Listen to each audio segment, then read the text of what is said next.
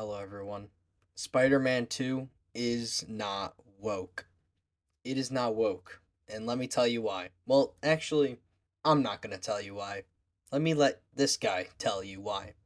A lot of takes, been deleting them, mostly because I don't know how to talk about this subject without sounding repetitive as hell.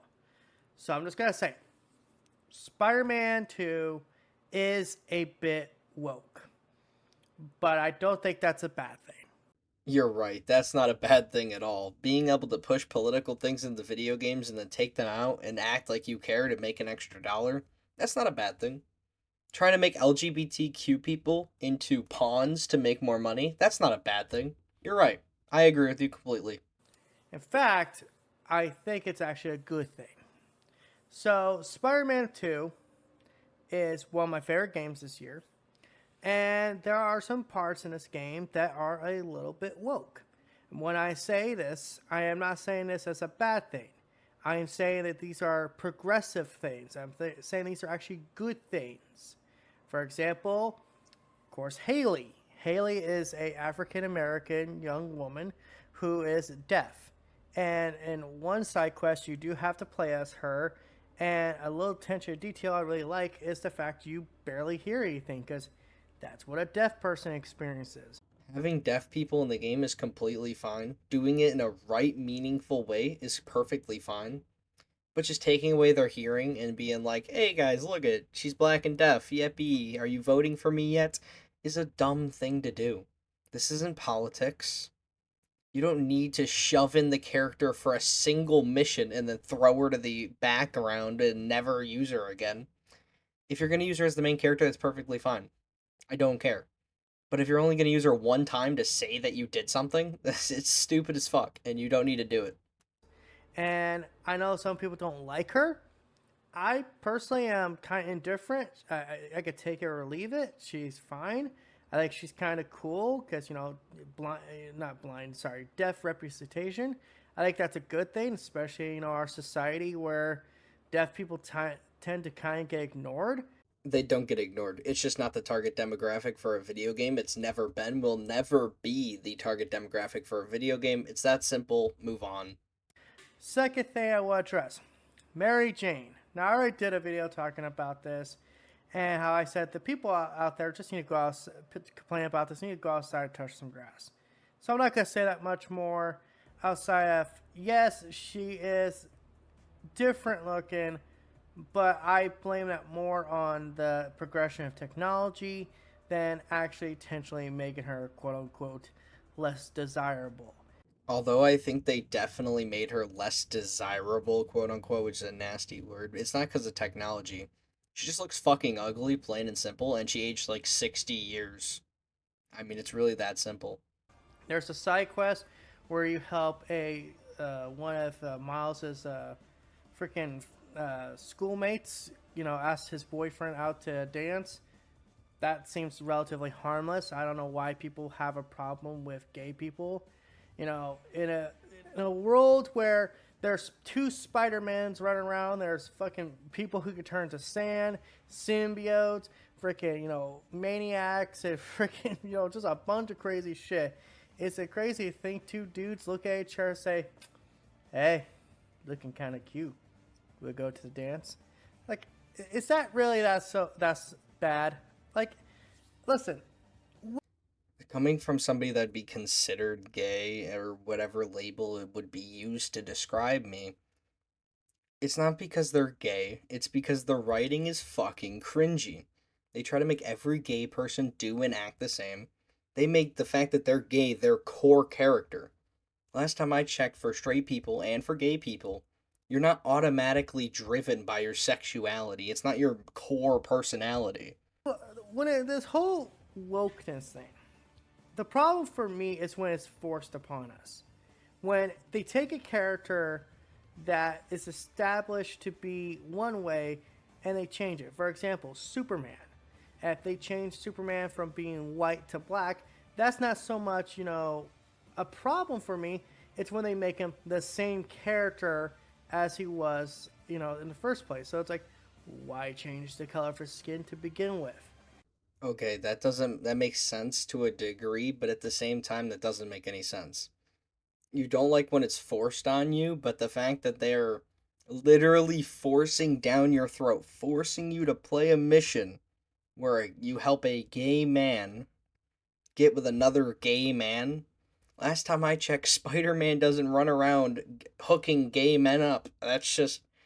Last time I checked, that wasn't lore accurate. It just feels like one of those moves that's made for, brownie points. And I feel like if Spider-Man is, I guess if I was to put this on a scale, it's relatively harmless. But then, of course, there are the people out there who have a problem with Insomniac has said, going forward, Miles Morales will be the main Spider-Man of the Insomniac verse. You know what? I'm gonna say it now. I don't care about this. I think the Spider Man universe and the Insomniac verse, whatever you want to call it, I think it's genuinely worse than the original. And it's worse by quite a bit. So I don't really like their games to begin with, so I don't really care what they do. If Miles makes the games better, then all for it. But I do think that this is one of those things where people grew up with this character. They loved Peter Parker, and now they want to continue loving Peter Parker. I don't see how being progressive is a bad thing. When we include everyone in a video game, I don't see how that's a bad thing. It just means there's more people have more stories to tell, or it could give you, a better perspective on how things are. There's literally entire departments in video games that will say, "Hey, man, whoa, you're putting that symbol with this character. Just so you know, that symbol actually would be offensive to this person." Who cares? That's my take on it at least, which is if you're gonna have a gay person in the game, keep them in the fucking game. If Arabia comes calling and is like, hey, you need to remove this. We do not like gay people. You should say no, just take it off your market. We do not care. We'll choose the LGBTQ citizens and our players over money. But they ain't gonna do that. The first time that Arabia even went, hey, I don't know about this, they removed it from the game. They called it quits immediately. That's where it becomes fucked up in my mind, and that's my take on it. There's entire departments about Jeff Keighley, not Jeff Keighley. David Jaffe talked about it, like when he was making his what was that game, Drawn to Death, and he talked about how there was this whole department that was like, well, if she's from this tribe and they went to war with this tribe, you might want to check your symbols and stuff, just in case. I don't think there's any wrong with being at least a bit socially aware. Okay? I don't think that there's a problem with having people of different colors, people of different disabilities in video games. I don't think there's a problem with characters not looking the most desirable all the time. If they genuinely believed that they want to give representation, they genuinely cared about these people, then they wouldn't have put a Puerto Rican in the game and put a Cuban flag in replace of the Puerto Rican one. Because that's not even remotely the same thing. Kind of racist against islands, if you ask me. I think that should be a cancelization of PlayStation because, I mean, you're assuming all the islands look the same. In all seriousness, though, you're trying to, like, it's so dumb. If you can't even put the right flag in the game, then maybe you should take a step back and go, you know what, do I genuinely really care about this? I feel like this whole discussion has gone out of hand because a lot of people out there don't like their preconceived can you tell I don't fucking rehearse this shit?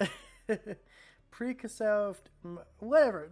You were looking for a preconceived notion, and that is just what people, always will do. It's what people continue to do, and it's just how human nature is. The human nature is to not like the unknown, to not test the waters of the unknown.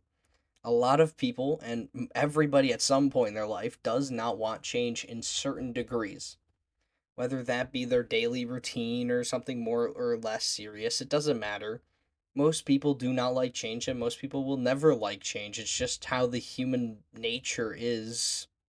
And I just find it ridiculous in a fucking video game where you're playing as a guy crawling up fucking walls, fighting an alien from space that's made out of goo, that the deal breaker for a lot of people, the immersion break in is a deaf chick.